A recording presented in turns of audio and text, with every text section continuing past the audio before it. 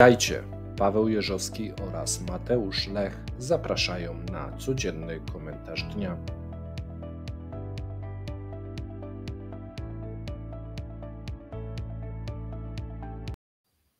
Dobrego popołudnia, bo już mówiliśmy. Z tej strony Mateusz Lech oraz Paweł Jeżowski.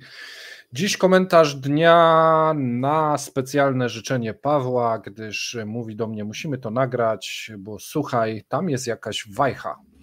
No i myślę, że dzisiaj nam to bardzo ładnie wytłumaczy. Tak, i ty powiedziałeś, że skrobanko będzie. Okej, tak, budżetowego dna. Więc nie przedłużając, ja tylko proszę Was o komentarze, łapki, jeżeli ktoś ogląda po raz pierwszy, to subskrypcje, jest też opcja przycisku udostępnij, możecie wysyłać nasze materiały przyjaciołom i rodzinie, dzięki temu algorytm się bardzo cieszy, YouTube'ka. To tylko taka mała prośba. I Pawle, oddaję Ci głos. Dzisiaj w porannym cepie mówiliśmy o tym, że pojawiły się wstępne szacunki Ministerstwa Finansów na temat wykonania budżetu w roku 2023. Tak, i tutaj od razu jedna uwaga, ja przypominam, są to szacunki, a więc do tego podchodziłbym z pewną rezerwą, natomiast te szacunki pewne rzeczy już pokazują i to chcielibyśmy Wam skomentować. A więc tak, pierwsze założenie, które robimy, że podane szacunki są bardziej optymistyczne niż rzeczywistość. Założenie poparte jest tym, że zbliżają się marcowe wybory, rząd nie chce pokazywać, że sytuacja budżetu jest gorsza niż jest gorsza, ponieważ dane z systemów finansowych z połowy roku, ja o tym mówiłem, pokazywały inną sytuację niż teraz przedstawia rząd. To znaczy rząd przedstawia sytuację, że zwiększyły się dochody, zwiększyły się wydatki, wszystko jest pod kontrolą, deficyt, dziura budżetowa, która miała być jeszcze jakiś czas temu maleć, zostaje zbliżona do zeszłego roku, tak zadziwiająco bardzo podobnie.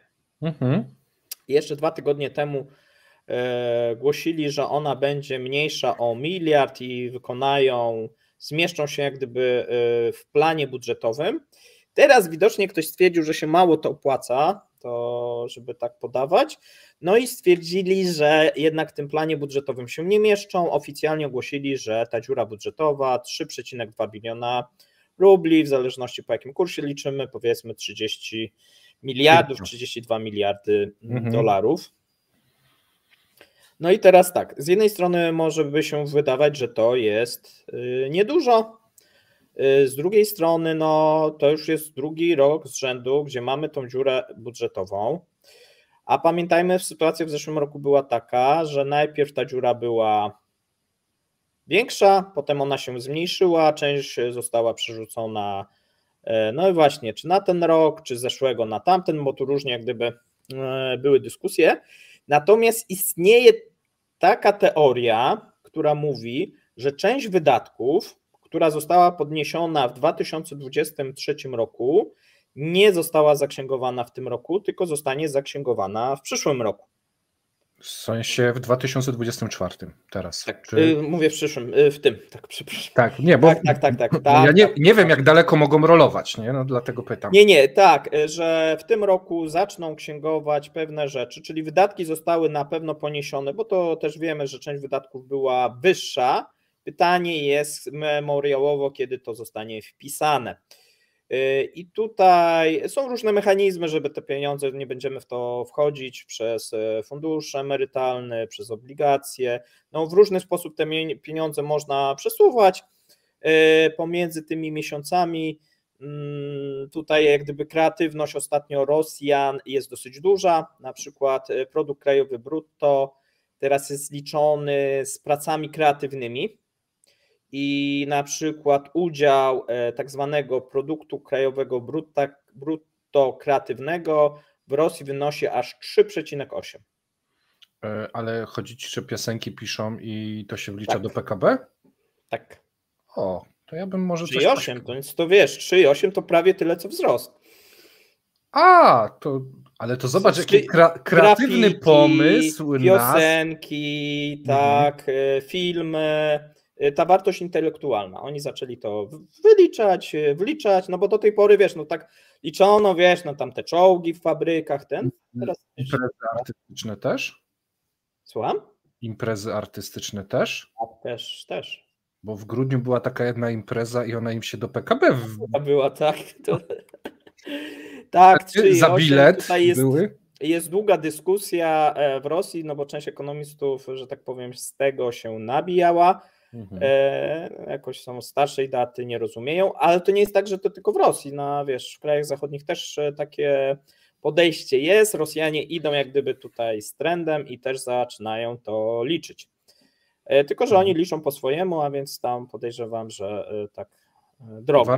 Warto wspomnieć też, że aby osiągnąć ten wzrost w tym roku, trzeba było troszeczkę skorygować wyniki za rok poprzedni. Tak, tylko że oni teraz, jeżeli chodzi o tą kreatywną, muszą skorygować od 2007. Wstecz. Tak. Aha. Tak, no tu miało tu miało wyjść inaczej. To sprawdźmy te. Ale prawdopodobnie zrobią tylko za ostatnie 5 lat, bo tam była jakaś taka dyskusja już też, ale to taka mała dygresja. Natomiast wracając do tego budżetu, może powiedzmy, jakie są wyniki, jeżeli chodzi o te szacunki, które podaje Ministerstwo Finansów. A więc pierwsza rzecz, która tutaj się rzuca w oczy, dziura budżetowa 3,2, to powiedzieliśmy sobie, jeżeli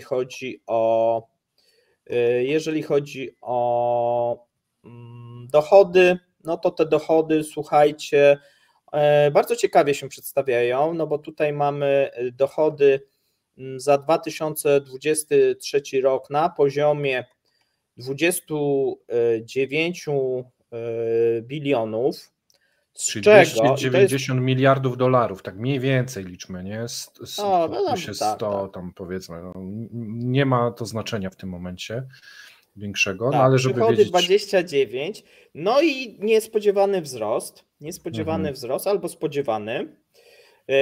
I tutaj można też powiedzieć dosyć sztucznie wytworzony, albo w sposób wręcz naturalny, bo głównym motorem napędowym do wzrostu dochodów jest inflacja. Tak, czyli żeby wytworzyć taki dochód, wytwarzając na przykład taką samą ilość, nie wiem, chlebków, komputerów, pianin i tak dalej, wystarczyło podwyższyć ceny. Tak, bo wszystko wskazuje, że wolumenowo, jeżeli patrzymy, to ilość, oprócz tego, że wolumenowo oni twierdzą, że jak liczą w cenach stałych, no to oczywiście produkt krajowy rośnie, już tam Putin mówi 4%, doganiają Chiny, wyprzedzili Niemcy ostatnio i za chwilę na Ziemi nie będzie z kim konkurować. Nie będzie. Trzeba będzie w kosmos lecieć.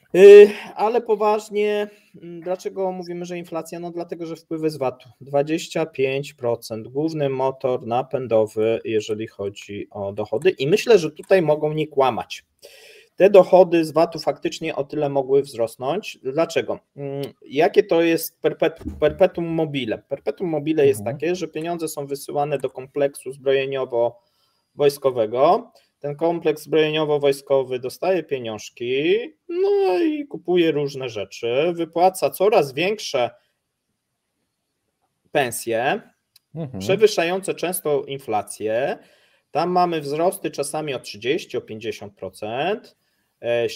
Zasysa ludzi z tego przemysłu, szczególnie wytwórczego, cywilnego, specjalistów, mechaników, elektryków, serwisantów, kotłowni i tak dalej. Tak, no wszystkich, którzy mają jakikolwiek fach w ręku, czyli nie wiem, potrafią obrabiarkę obsłużyć, mają jakieś tam zmysły techniczne, czy też nawet takich zwykłych robotników, bo oni też się jak najbardziej w takich fabrykach sprawdzą.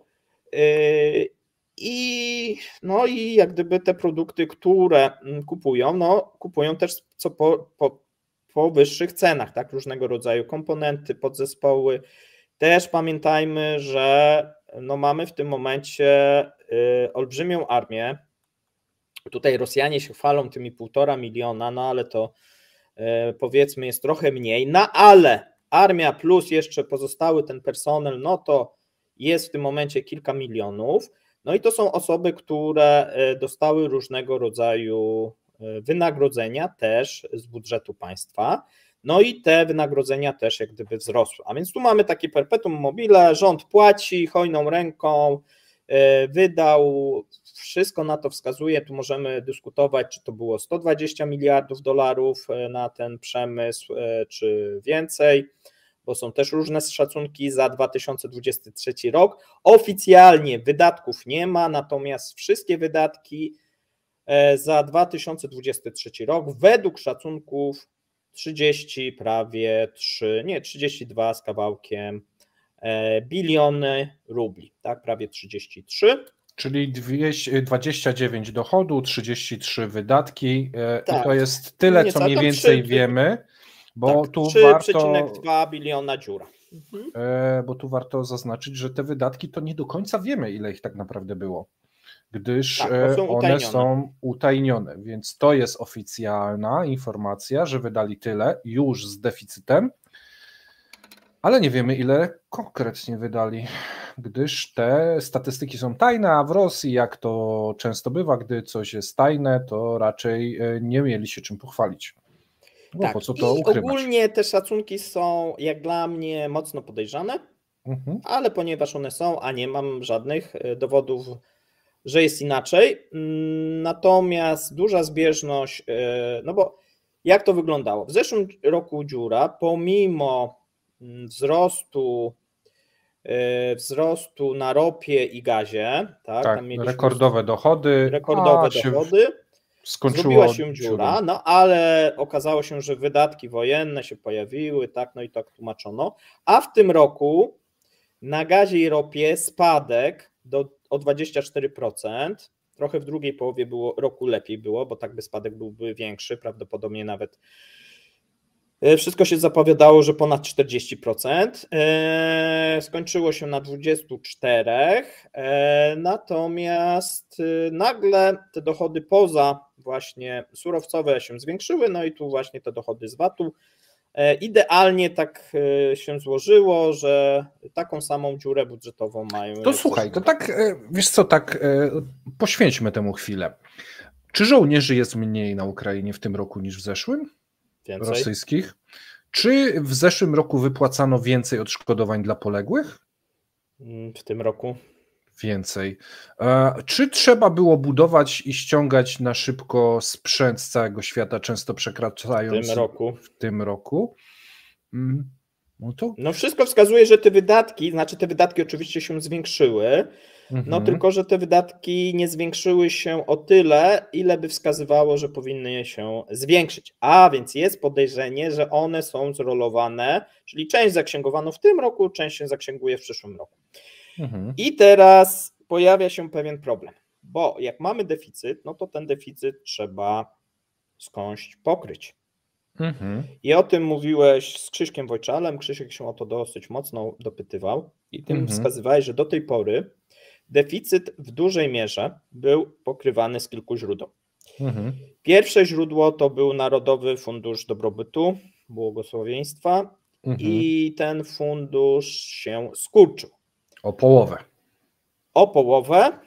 Znaczy część płynna. Jeżeli chodzi o część płynną. Część stałej nie liczymy, no bo ona jest nie do... Ale to tu ja od razu zareklamuję, jeżeli ktoś nie widział tego filmu, to on jest dosłownie sprzed kilku dni, można sobie odtworzyć. I teraz jest podstawowe pytanie, ponieważ to, że on się skurczył, wiemy od Ministerstwa Finansów. Teraz jest pytanie, czy Ministerstwo Finansów już założyło, że będzie musiał,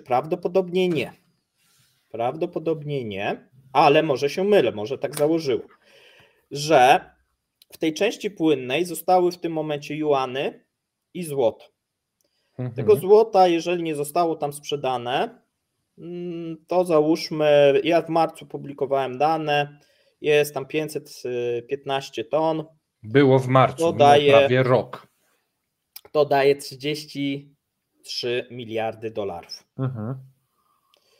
No i teraz w tej części płynnej ile tam zostało całości? Tam podawałeś ostatnio? 52 miliardy dolarów. 52 miliardy dolarów, a więc 19 miliardów teoretycznie jest w juanach.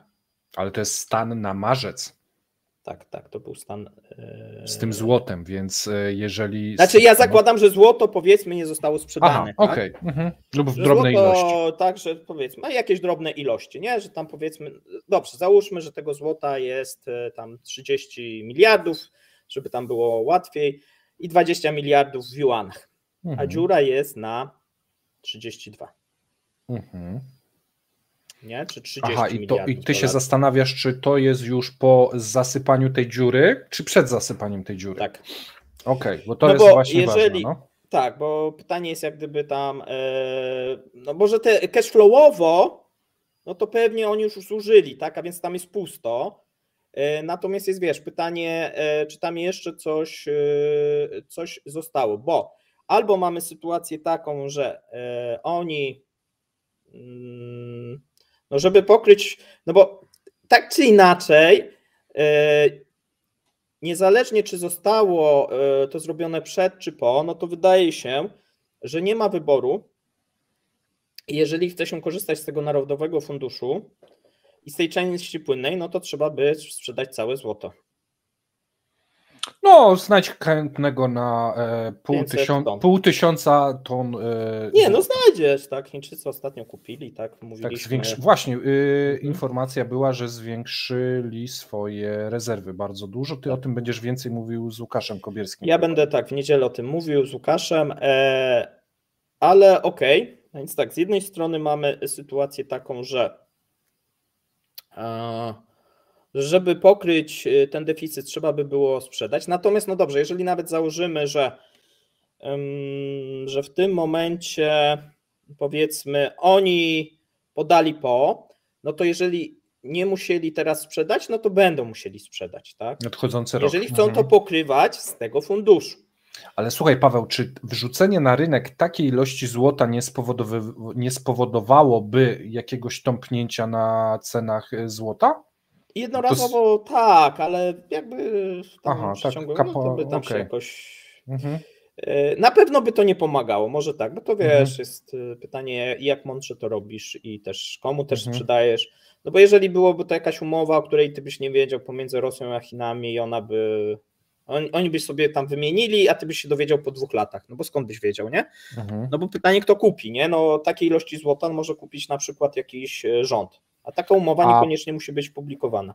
A powiedz mi, a to co było o tym przepisie, że prywatni ludzie mogą przez granicę przewozić złoto, to nie były takie mróweczki, które gdzieś tam te złoto mogły wywozić za granicę i upłynąć po troszeczku? I było takie podejrzenie, że troszeczkę Rosjanie zmniejszali swoje właśnie rezerwy, czyli już to złoto było upłyniane zarówno z tych rezerw Banku Centralnego, jak i tych rezerw, bo Bank Centralny jeszcze ma rezerwy swoje złota.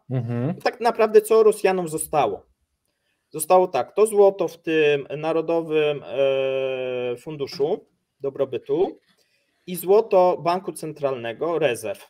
Często jest to złoto o znaczeniu na przykład też historycznym. Tak, więc tam różne. Jaja, Faberże, jakieś coś tak, tam. Złote monety, jakieś insygnia carskie, inne takie, wiesz, rzeczy. Więc są różne rzeczy. Tego jest dosyć dużo, tak? Czyli mamy teoretycznie jeszcze 1500. Pytanie jest, czy mamy, bo tu też są takie teorie, to że trzeba by było poobserwować, wiesz co, jakieś licytacje domów aukcyjnych, jakby się pojawił jakiś, wiesz, pierścień, czy właśnie jakieś ale insygnia, wiesz, bo ile Rosjanie mają tego złota? No z grubsza to jest tam 2000 ton. Tak? Łącznie, jakiś czas w funduszu tym dobrobytu. Tak, łącznie. Czyli 1500 Bank Centralny. Przy czym część złota jest w Rosji, część złota też jest poza Rosją, więc też nie jest takie wszystko. Nie do końca ono wtedy jest dostępne. No nie, to znaczy niby jest rosyjskie, ale może być trudność z upłynieniem w danym momencie, tak? Bo w różnych miejscach może być trzymane. Większość jest w Rosji. Większość jest w Rosji, tak, może tak, żebyśmy też nie tworzyli jakichś teorii. I I teraz tak, jeżeli Rosjanie chcą użyć rezerw, no to muszą zacząć w 2024 sprzedawać złoto. Jeżeli już nie zaczęli, wszystko wskazuje, że zaczęli, czyli muszą kontynuować upłynianie złota, co jest trudnym procesem. Natomiast nie ma takich szybko zbywalnych rezerw, bo teraz nie możesz się pozbyć tych juanów, bo te juany służyły bankowi centralnemu do tej pory do stabilizacji kursu rubla w jakimś tam stopniu. Tak. Co prawda w miarę sprawnie udało się przerzucić obowiązek stabilizacji kursu rubla na eksporterów i tu nie mamy, tak jak widzisz, to działa. No natomiast jednak wypadałoby, żeby bank centralny posiadał jakieś rezerwy walutowe, no bo w tym momencie wygląda na to, że bank centralny nie będzie posiadał żadnych. No tak. No bo te rezerwy, które były w posiadaniu banku centralnego, te płynne, większość tych płynnych dewiz, no jest zamrożona i wszystko wskazuje, że zostanie w ogóle przekazana na odszkodowania plus Ukrainie, czyli mówimy o tych 300 miliardach, którzy Rosjanie wirtualnie mają, ale tak naprawdę nie mogą nimi dysponować. Tak? A więc to, co mogą dysponować, no to jest ten Fundusz Dobrobytu Narodowego. Tak jak powiedziałem, tam 32 miliardy albo mniej w złocie, pewnie mniej, 20 miliardów w juanach, pewnie albo tego już nie ma, albo jakaś część tego została dostępna. No i nie ma kasy.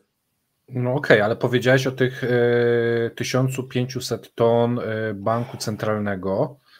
W sumie nie potrzebują aż tak dużo upłynnić. 1/3 można by było upłynnić i zyskać z tego kolejne 50 miliardów. Wiesz, o co chodzi? Czy tam 30 parę miliardów dolarów. To wtedy dadzą radę jeszcze rok. Problem jest taki, że rezerwy ma się po to, żeby je mieć. Ja wiem, ale jak się nie ma wyjścia, to się ich też może nie mieć. Tak, a więc mówię, jak oni chcą sobie poradzić w tej sytuacji? Moim zdaniem będzie upłynianie tego złota. I druga rzecz... Ale to czekaj, bo jedna rzecz tu teraz nam umyka, warto, żeby to wybrzmiało. Ma się te rezerwy, aby stabilizować kurs rubla. Tak, w wymianach handlowych i tak dalej. W momencie, gdy zaczynasz sprzedawać te złoto i nagle masz go mniej, to tak jakby pokrycie twojej waluty ze złotem przestaje korelować. To jest kwestia zaufania, tak. I twoja waluta może się bardzo szybko osłabiać, tak? W momencie, gdy oni jeszcze wrzucają na rynek, według makroekonomisty, teraz mi już wypadło, 8 bilionów w 2022, 8 bilionów w 2023 dodatkowych rubli, przyspieszają inflację, sprzedaż złota też przyspieszyć może inflację i osłabienie rubla, tak? Tak. Okej, to dobrze. A więc jeżeli będą sprzedawać to złoto w jakiejś większej ilości, no to ta informacja jest szansa, że wyjdzie. Zostanie gdzieś tam ujawniona, nawet przez przypadek. I wtedy pojawi się problem. Moim zdaniem, w tym roku widać było, że bo tam dla ludności trafiło przynajmniej 50, to jest takie 75 ton, no mówi się, że powyżej 75 ton, bo w 2022 było 75, niektórzy mówią 100-150 ton, poszło na rynek wewnętrzny. Część została w kraju, część wyjechała z tego kraju i Rosjanie wprowadzili coś takiego, jak my kiedyś wprowadziliśmy na spirytus, czyli na własne potrzeby można sobie kupować bez akcyzy, bez podatku, bez cła eksportowego i sobie można wywieźć. Tylko że w drugą stronę u nas wwożono ten spirytus, tak, a tu jest w drugą stronę. Wiesz co, bo to jest bardzo sprytne rozwiązanie, ja teraz to dopiero zajarzyłem. Fizycznie Rosjanin kupuje sobie złoto za ruble, wywozi go za granicę i najprawdopodobniej przywozi dewizy, które później trafiają do obiegu i bank centralny w pewnym momencie sobie je tak jakoś ściąga i mają dewizy.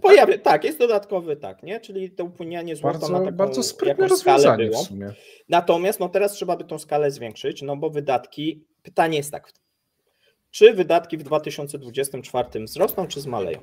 Wzrosną. No mamy zapowiedziane, nie? To znaczy nie wiemy, jakie były w 2023. Tak, mamy już mieć 33, według budżetu będzie 36, doliczmy sobie, że przekroczą, tak jak w tym roku przekroczyli o 11%, czyli zrobią tak 37-38%. Czyli będą się kręcić w okolicy 400 miliardów wydatków. No dolarów. Tak. A jeszcze załóżmy, że oni sobie coś rolują, a więc raczej będzie właśnie te 400 miliardów. No i teraz tak, skoro zrobią 400 miliardów, no to muszą w tych dochodach no przynajmniej o 20% znowuż urosnąć. No tak, to sprzedadzą więcej ropy, więcej gazu, droższej. Na ile to jest realne? Tak, gazu więcej nie sprzedadzą, bo nie ma gdzie. Ropy więcej nie sprzedadzą, bo nie ma gdzie. Mogą jedynie sprzedać drożej ropę, jeżeli by się okazało, że na przykład na Bliskim Wschodzie tam jest jakaś tam mini wojna, czy cokolwiek innego, ropa poszypowała na 150-200, w tym momencie budżet jest być może uratowany częściowo. Ale jeżeli ropa będzie w okolicach 60, a sobie sami wpisali, że 71 to jest takie minimum, żeby tą dziurę zachować, bo oni założyli na ten rok tak samo dziurę budżetową na 2024, a więc jeżeli oni chcą zachować podobną, zbliżoną dziurę budżetową, to ropa musi być po 71, jeżeli będzie mniej, no to będą znowuż jakieś sztuczki księgowe. A pytanie jest, jaka jest fizycznie, bo teraz tak, szacunkowa jest 32, ale jaka jest fizycznie dziura budżetowa, bo wcale bym się nie zdziwił, jeżeli by się okazało, że oni na przykład podali tylko połowę tej dziury, no bo są wybory, tak, no trudno, żeby się przyznawać, że ma się na przykład 50 czy 60 miliardów niedoboru.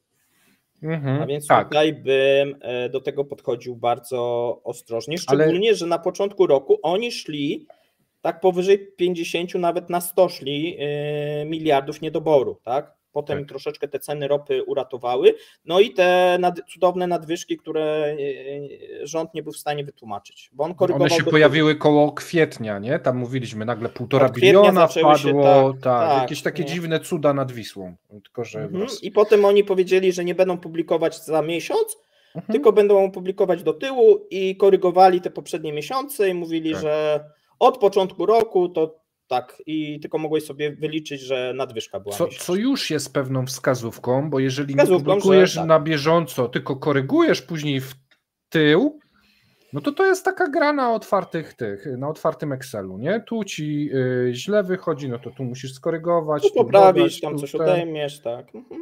Tu tak, coś przesuniesz. I sam fakt nieujawniania wydatków.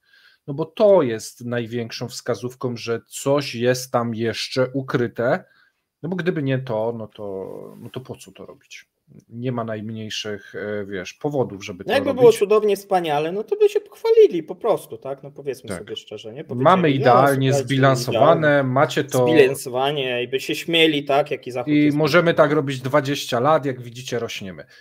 A tu pojawia się, i to jest też bardzo ważne, żeby to wybrzmiało, że często zachodnie gazety próbują to pokazać, robią ten wycinek z tego, co Rosjanie opublikowali i nie wspominają słowem o tym, że ale wydatki są niejawne. Czyli no to tak jakbyście mówili, zarobiłem na sprzedaży tego domu 1 000 000 złotych, ale nie powiem wam, za ile go wybudowałem. I teraz zobacz, jest inna sytuacja, wchodzimy w rok 2020, w każdym roku wchodziliśmy w inną sytuację. Najlepiej było w 2022, jeżeli wojna by się zakończyła w tym roku, Rosja byłaby zwycięzcą tej wojny w każdym aspekcie. Ale wojna przesunęła się na 2023. Już w 2023 pozycja Rosji była gorsza i z każdym rokiem jest gorsza, bo tak, w 2023 wchodzili z price capem, nie, w 2022 nie było price capu, Europa pięknie płaciła. W grudniu się pojawił, no ale to koniec roku był, no. Tak. Koniec roku, dobra. 2023 przeżyli, ale pojawiły się pierwsze problemy i co zrobili? Co rząd zrobił? Wpompował olbrzymią ilość pieniądza na rynek, wpompował w gospodarkę, w przemysł zbrojeniowy, rozpędził inflację. Tak. Teraz bank centralny, zobacz jaką mamy odmienną sytuację. Wtedy w początek 2023 firmy były optymistycznie nastawione, że to te sankcje jakoś da się zwyciężyć. Mieszkańcy Moskwy mówili, że oni nie odczuwają sankcji jeszcze w ogóle, w sklepach wszystko jest, nie ma drożyzny. Są kurczaki, jajka, wszystko w ogóle, alkohole i inne rzeczy najbardziej potrzebne do życia. W 2024 już jak zrobimy ankietę w Moskwie, już pojawiają się pierwsze braki, są te jaja, są te kurczaki, są problemy z drzewem, jest afera, czyli sporo afer nagle się pojawiło, a przede wszystkim stopy procentowe.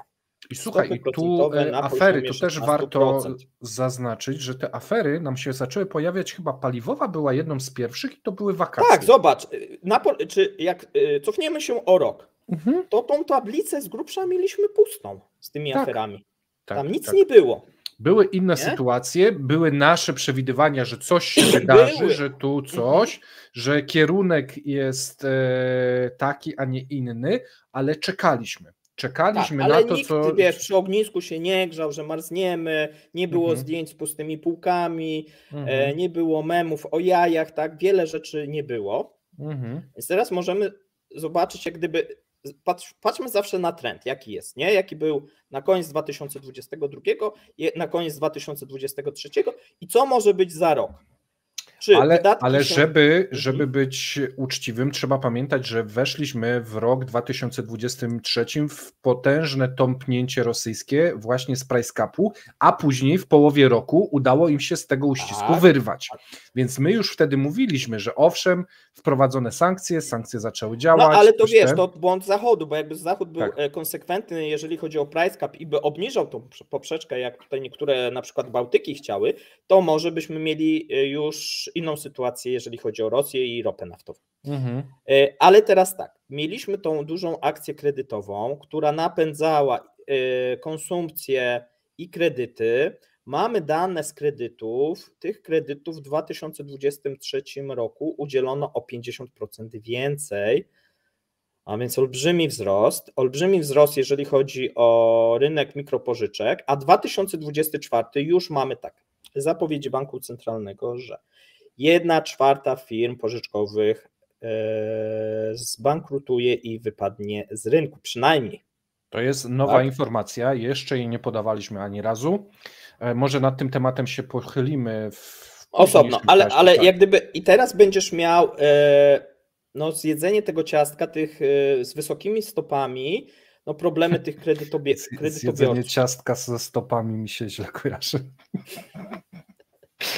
To muszę powiedzieć, że tak, ale z wysokimi stopami jest problem. Z wysokimi stopami trzeba będzie być może, zobaczymy co będzie po marcu, bo może się okazać, że przyjdzie nowy prezes Banku Centralnego i nagle zacznie obniżać te stopy, żeby można więcej tych ciastek zjeść. Do marca nie będzie, czyli na pewno nie będziemy widzieć jakiejś silnej konsumpcji. Ta konsumpcja powinna zacząć hamować, jeżeli chodzi o ludność i jeżeli chodzi o przemysł, przynajmniej cywilny. I to jest właśnie ten problem, że jak ten przemysł cywilny, on jednak jest połączony z tym przemysłem zbrojeniowym, jak on zacznie hamować, to trochę też będzie szkodził temu przemysłowi zbrojeniowemu. Ja mam do Ciebie od razu pytanie. Mówimy, że w 50 miastach są awarie ogrzewania i tak dalej. Przecież w tych miastach pracuje jakiś przemysł, często przemysł wojskowy. W tym momencie jest wywalone wszystko w kosmos. Czy tam trwa praca? Czy ci ludzie idą do pracy? Czy martwią się, jak ich mieszkanie stoi w wodzie? Nie? To różnie może być. Nie? Bo to wiesz, to już się skala robi w setkach tysięcy osób. Myśmy podchodzili do tego łagodnie, mówimy, może nie, coś tam nie będzie ale to się rozrosło do afery jajecznej w tym momencie w Rosji. Tych afer prawdopodobnie w Rosji będzie przybywać. Natomiast wróćmy do tego finansowania deficytu, bo problem pojawia się teraz, dlatego mówiłem, że bank centralny gra przeciwko rządowi, bo dla rządu tym głównym problemem będzie jak sfinansować deficyt. Z Narodowego Funduszu to tak już nie ma co skrobać, chyba że chce się to złoto, ale to tak jak mówiłem, to też nie jest taka prosta sprawa. spieniężyć to złoto, no ale można częściowo próbować. No i ale trzeba też może braknąć szukać, złota, bo za mało jest go. I może trzeba zacząć szukać innych sposobów. No i innym sposobem jest, i o tym też mówiłeś na przykład z Krzyśkiem Wojczalem, są obligacje skarbowe i jest pożyczanie na rynku wewnętrznym. Tylko że na jakim procencie te obligacje skarbowe pójdą? No chwilowo może właśnie na 2024 to jest pomysł, nie? Pożyczmy od banków, czyli jeszcze dobijmy banki bardziej naszymi obligacjami, jakby mało kredytów już udzieliły, to jeszcze zmuśmy, żeby pieniądze ludności tak naprawdę poszły na te nasze obligacje wojenne.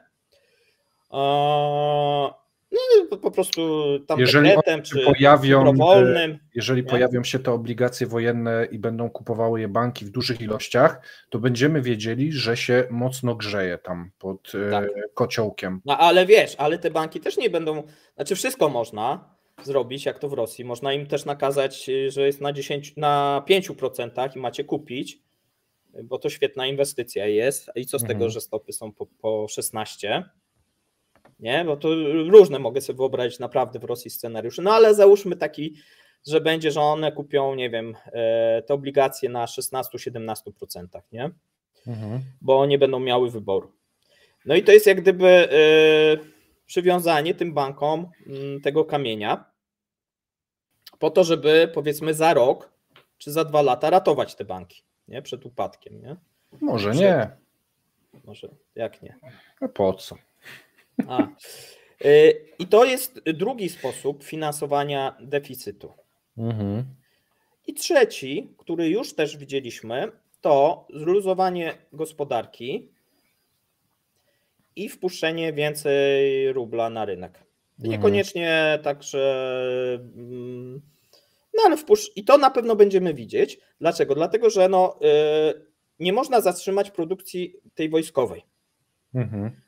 A więc trzeba będzie jakieś preferowane kredyty, no trzeba tym po prostu firmom dosypać. Niezależnie co by się działo, po prostu trzeba wydrukować tyle, ile trzeba. No i wtedy mamy sytuację taką, że jeżeli wpuścimy, a widzieliśmy luzowanie i widzieliśmy, że w drugiej połowie 2023, jeżeli chodzi o ilość gotówki na rynku, ilość pieniądza tego M1, widzimy, że zaczyna to hamować. Czyli mamy takie przeciwstawne, będziemy mieli tendencje. Z jednej strony przez te wysokie stopy tego pieniądza, ten pieniądz przez bank centralny jest zdejmowany, a z drugiej strony rząd, żeby ten swój deficyt zrealizować i wydatki realizować, no bo musi wydatki realizować, bo prowadzi specjalną operację, no to rozrzuca te pieniądze na rynek. Nie? No i teraz jest pytanie, wiesz, jak to się zachowa? No bo będziemy mieli z jednej strony ograniczenie, utrudnianie, drogie kredyty, czyli ta cywilna pada, a z drugiej strony dosypujemy do tej wojskowej i wy sobie... Nie? Taka wybuchowa mieszanka zupełnie, która do tej pory chyba w żadnym kraju nie była sprawdzana. Ale wiesz co mi się wydaje, że ta wybuchowa mieszanka, ona może być na tyle sprytna, że ona może nie wybuchnąć w tym roku. Bo będziesz miał tak, że no ta część wojskowa, ona będzie mogła działać i poniekąd będzie troszeczkę te wysokie pensje, te wpływy z produkcji do budżetu i tak dalej, one będą troszeczkę wydłużały ten okres. Bo tak jakby nie było, wiesz, tych preferencyjnych kredytów dla tej części wojskowej, to by no to jeszcze ich teoretycznie szybciej. nie ma, tak przy okazji. Tak, no ale to my już dyskutujemy o tym, jakby to... Na pewno będą. Tak, więc gdyby nie to, to wybuchłoby im to w twarz szybciej, może troszeczkę mniej. A tak to im może to wybuchnąć mocniej. Ja myślę, że w tym roku pojawią się problemy, dlatego że te gospodarki nie są rozłączne. To nie jest tak, że to jest państwo w państwie i o ile, i tu się nie zgadzam, że mamy Rosję A, mamy Rosję B i one są trochę takie każda swoim życiem żyje, bo one się łączą. czyli jeżeli masz produkcję cywilną i ta produkcja cywilna się załamie, czy będzie miała trudności, to wpłynie to na produkcję wojskową. W jaki sposób? No pojawią się opóźnienia, ktoś coś miał dostarczyć, nie dostarczył w odpowiedniej ilości i tu będziemy mieli, nie ma personelu, bo cały personel, wiesz, bo zobacz, nawet problem tego personelu. Produkcja ta zbrojeniowa, wojskowa wysysa ludzi z tej produkcji cywilnej. No i w pierwszym roku fajnie, ta cywilna jakoś sobie tam, wiesz, na 2 zmiany, coś tam, pracujesz 10 godzin, nie? No ale w którymś momencie to ma punkt krytyczny. I ja uważam, że ten punkt krytyczny, a bank centralny co zrobił? No bank centralny utrudnił tym firmom, no bo jakby były jeszcze te stopy, powiedzmy tam na poziomie właśnie tam, nie wiem, tych 7, 8, nawet tych 10, nie? No a teraz miałeś jakieś leasingi, musisz następne brać leasingi na jakieś tam maszyny, to wszystko ci idzie w górę, nie możesz wziąć, chciałeś, nie wiem, zautomatyzować jakieś, zrobić jakieś inwestycje, zautomatyzować, no bo jest brak ludzi, no to powinieneś się automatyzować i zwiększać wydajność. No a tutaj przez to, że masz wyższe stopy, no to nie możesz tego robić i w związku z tym no ci pracownicy muszą pracować, a tu już nie masz jak bardzo zwiększyć ich wydajności. Szczególnie, że jeszcze ci wojenkomaty zabierają tych ludzi, no bo pamiętaj jeszcze jedną rzecz, komu wojenkomaty zabierają ludzi? No tylko sektorowi prywatnemu, bo wojskowy potrzebuje tych ludzi, więc no, z wojskowego, z fabryki już się nauczyli, znaczy kiedyś zabierali jeszcze, no ale już się nauczyli. Wzięli tych najlepszych. Potem musieli dosypać tych mniej wyszkolonych, tak. No tak, bo sobie pozabierali najlepszych ludzi, tak. No ale, no i teraz wiesz, masz jakichś tam specjalistów, czasami nawet wykwalifikowanych mechaników, którzy nie poszli do tej zbrojeniówki i nagle ktoś przychodzi i mówi, tu jest wezwanie z wojenkomatu, bo tam trzeba iść w Ukrainę, nie? To będzie tak, a nikt nie będzie patrzył, ale my produkujemy coś dla wojska. A macie jakiś kontrakt rządowy? No nie. No ale my tam dla tego zakładu robimy. No to rozumiesz? Tu masz jak gdyby połączenie, tak? Oni mogą, nie wiem, jakieś tam półprodukty robić, różne rzeczy. Okej. To też, wiesz co, będzie, to już jest widoczne właśnie, jak na przykład są brani ludzie z tych wszystkich serwisów i obsługi komunalnej. Tilsów. Tak, to teraz wybucha w twarz. I to niekoniecznie musi być, wiesz, że produkuje komuś część, ale wystarczy, że zaleje i zamrozi mieszkania pracowników, którzy pracują w fabryce, no już się robi klops, bo on nie może iść 12 godzin do fabryki, no bo mu się chałupa rozpada, nie? Wiesz, o co chodzi? Tak. Też, I są jeszcze oczywiście takie mechanizmy, czyli żeby zabrać komuś pieniądze albo zmusić, żeby wpłacili, czyli albo ludność, albo oligarchowie. I to moim zdaniem będzie na stole, szczególnie ci oligarchowie i kwestia tamtej prywatyzacji i jeszcze, żeby oni coś tam się dorzucili.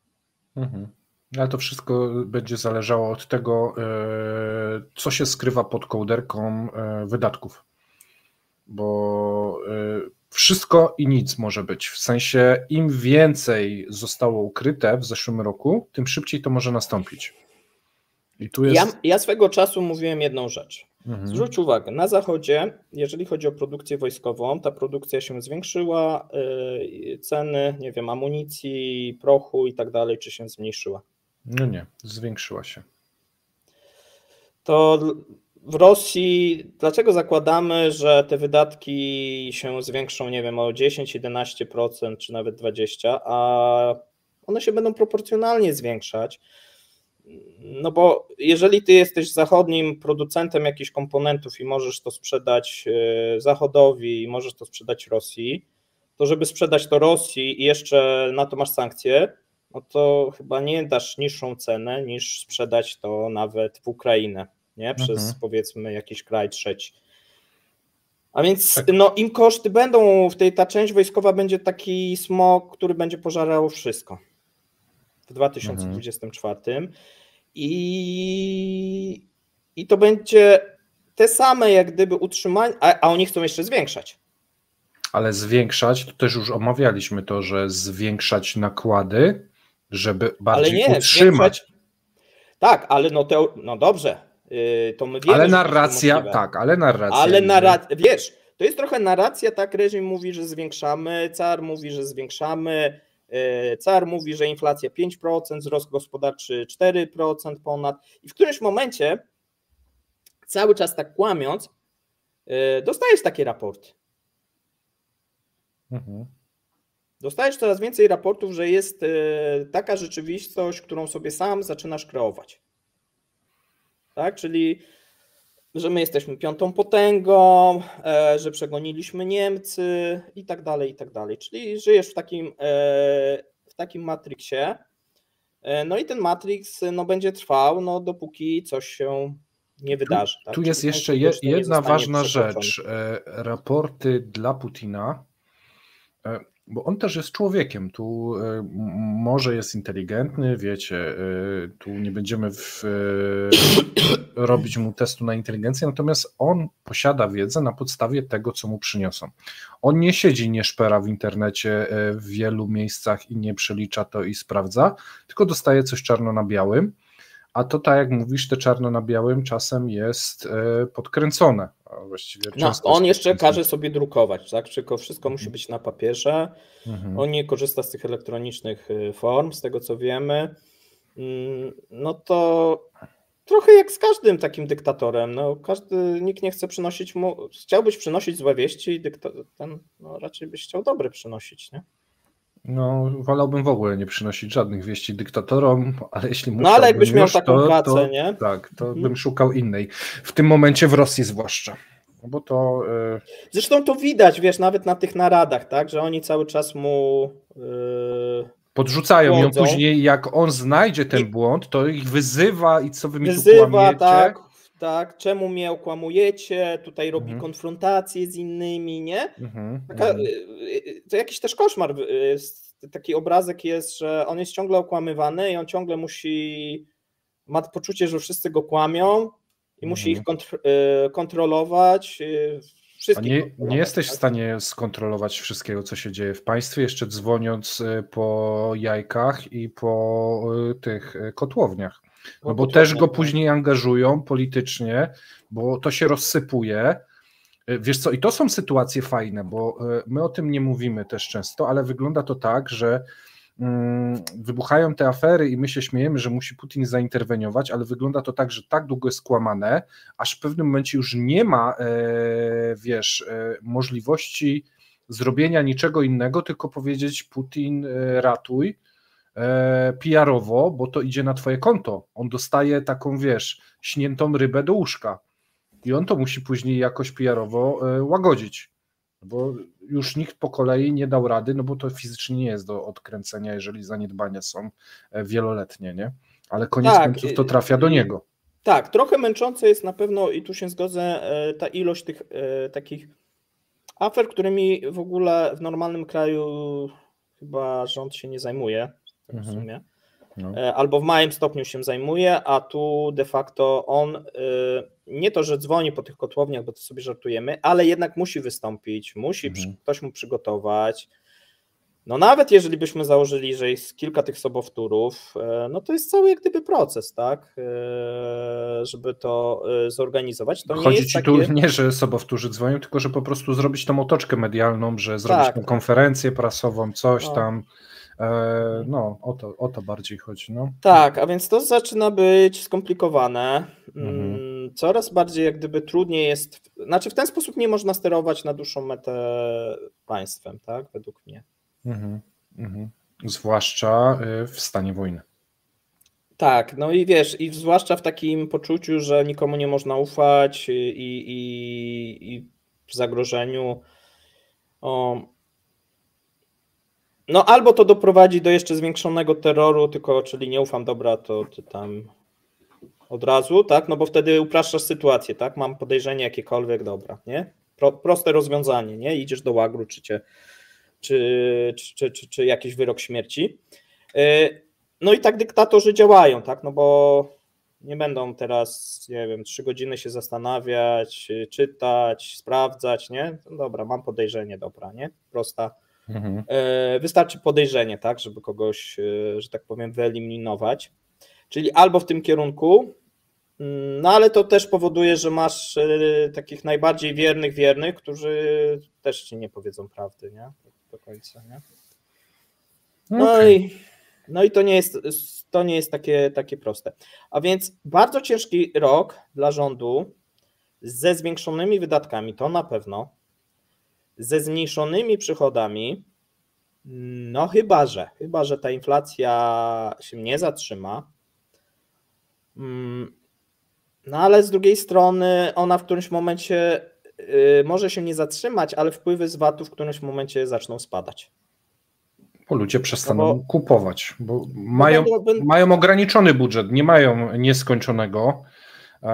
To nie bo oni firmy sobie zbrojeniowe na przykład będą miały pieniądze. Część tych ludzi, która jest z tego, tam pracuje, będzie miała pieniądze, ale duża część społeczeństwa pracująca jednak w sektorze cywilnym, no nie będzie miała odpowiednich funduszy, będzie musiała spłacać kredyty, tak, zobowiązania, komornicy i tak dalej.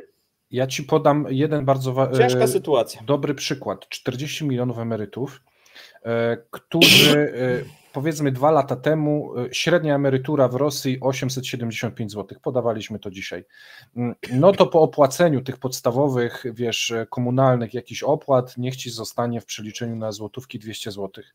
Jeżeli zaczyna ci rosnąć, i to jest twój budżet na miesiąc, jeżeli zaczynają ci rosnąć ceny spożywki i ceny opłat, i to szybciej niż waloryzacja emerytur, no to z tych 200 zł masz 180, później 160, 150, więc jesteś w stanie wydać tylko tyle na jakieś dobra, na jakąś konsumpcję.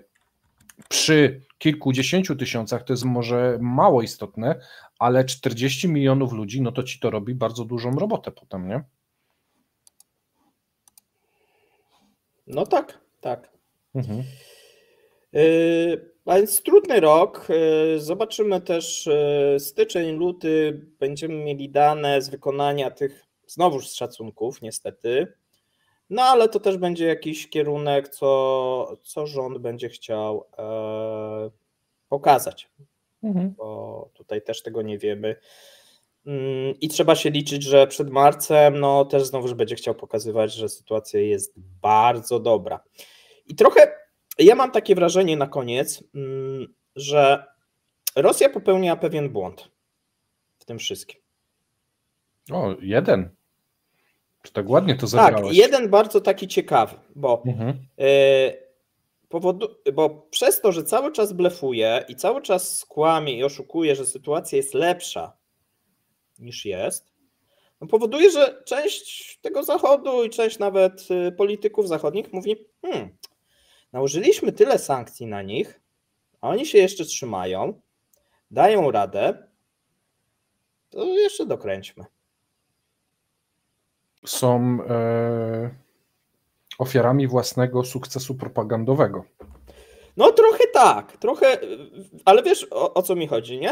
Tak, bo im odpuścili, mają ciężko, tak, no oni się nie wygrzebią przez najbliższą dekadę i tak dalej. Tak, bo tu jest właśnie powiedzmy liczba sankcji z zeszłego roku czy z połowy roku mogłaby być taka, że Rosja by się zbierała 5 lat czy 10, ale oni mówi dawaj, ja wytrzymam więcej. No to dokręcamy, no to dekadę. Dawaj, damy radę. No to 2 dekady. Jeszcze nie padli, wiesz, to jest... Tak. Bo Zachód robi takim, jak to Zachód, nie? I szczególnie takimi łyżeczkami. Tu łyżeczka, jeszcze łyżeczka. Bo jakby wziął taką chochlę i wylał, no to może by ta Rosja w głowę tego Putina tą chochlę od razu, tak? Ale to też jest, widzisz, ta pułapka, bo Zachód w sumie i Stany nie chcą, żeby Rosja się przewróciła, żeby trwała, żeby się, nie wiem, nie rozpadła, bo tam ta broń będzie atomowa gdzieś wśród terrorystów i nie wiadomo, co się złego stanie. A więc takimi łyżeczkami i jeszcze łyżeczka, żeby tylko bo tak naprawdę Zachodowi chodzi o to, żeby reżim się przewrócił, nie? Rosjanie nic pewnie nie mają, ale reżim niech się zmieni, niech przyjdzie nowy, podpisze jakiś tam rozejm, pokój i dogadamy się. A ten reżim cały czas trwa. Przez to, że on trwa, no to cały czas trochę jest taki, no bo co Zachód ma zrobić? Co Stany Zjednoczone mają zrobić? Pomijam tak, że tam Trumpa i te wybory, no ale jeżeli tak racjonalnie, no to jeszcze. No bo w sumie koszty dla Zachodu, nawet jeżeli popatrzymy, no teraz Ukraina potrzebuje 32 miliardy dolarów, tak? Rosja też potrzebuje 32 miliardy dolarów. Tylko jaka jest różnica? No Ukraina dostanie te pieniądze, a ile jest krajów, które zrzucają się na Ukrainę? Oprócz Ukrainy, nie?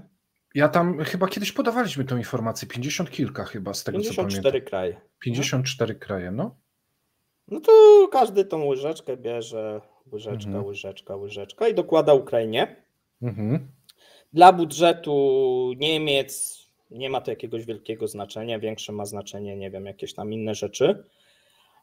Dla budżetu Stanów Zjednoczonych i pozostałych krajów też to jest jakiś mały ułamek. A Rosja w tym momencie skrobie cały czas po dnie, tak jak powiedziałem, bo nie ma skąd tych pieniędzy wziąć. Bo to jest to, że nikt im nie pożycza. To też są wyciągnięci no ja zakładam, że wiesz, 2024 sytuacja się nie zmieni, bo dlaczego miałaby się zmienić? W sumie jeżeli byśmy pomyśleli tak logicznie, to Chiny są tak naprawdę za tym, żeby ta wojna się zakończyła, tylko nie na zasadach Zachodu najlepiej, no bo tylko na zasadach na przykład Rosji albo gdzieś po środku. Natomiast jeżeli się okaże, że ona będzie też w 2024 się przyciągać i będą jeszcze jakieś te problemy na Morzu Czerwonym i ten eksport chiński cały czas będzie kulał, no to Chiny będą w takiej też nieciekawej sytuacji gospodarczo i przywódca chiński no też będzie postawiony przed sytuacją, żeby coś zrobił, tak, żeby jakoś zainterweniował, żeby coś zmienił, no bo tutaj będziemy mówili w cep Chiny, no sytuacja może być nieciekawa wtedy też dla chińskiej gospodarki. Okej. No to chyba mamy, bo popłynęliśmy już do Chin, to znaczy, że ten temat wyczerpaliśmy. Dajcie znać w komentarzach, co o tym sądzicie, czy wam się podobało. Jeżeli macie jakieś pytania, to oczywiście je chętnie przeczytamy. A jeżeli się podobało, to prosimy o łapki, subskrypcje, polecenia znajomym i rodzinie, żebyśmy mogli rosnąć jako kremlinkowa rodzina aż do 100 000. Ze swojej strony wszystko. Dziękuję serdecznie. Dzięki, trzymajcie się. Cześć.